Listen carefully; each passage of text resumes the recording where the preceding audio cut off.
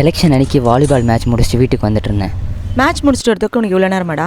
சரி கிளம்பு, பசி எடுக்குது, வீட்டுக்கு போகலாம். உங்ககிட்ட ஓட்டர் ஐடி இருக்குல்ல, வா போகும்போது அப்படியே ஓட்டு போட்டு போயிடலாம். இந்த வெயிலில் ஓட்டு போடுறதா? கிளம்பு. ஏய், ஆல்ரெடி மணி 4 போகுது, பூத் மூடிட போகிறாங்க, ஒழுங்கா போ. ஆமாம், நீ யாருக்கு போட்ட? நானா? அவங்களுக்கு போடுறதுக்கு போடாமே இருந்திருக்கலாம். போடா.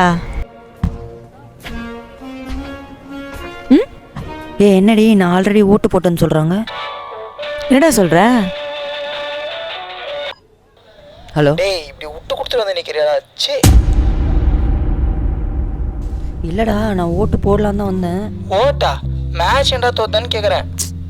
சரி விடுறா. சரி, அடுத்த மேட்ச் பிளாக்கர்ஸ் கூட போட்டுருங்க. நான் வராமல் ஏன்டா முடிவு பண்ணீங்க? அடுத்த மேட்ச் உன்னை கேட்காம முடிவு பண்ணதுக்கே உனக்கு இவ்வளோ கோவம் வருதே. உன் ஓட்டை எவனோ ஒருத்தன் போட்டு வந்திருக்கான், அசால்ட்டாக வந்து சொல்கிறேன். இதில் அவங்களுக்கு போடுறதுக்கு போடாமே இருக்கலான்னு நக்கல் வேற. அவங்களுக்கு போடுறதுக்கு போடாமே இருந்திருக்கலாம்.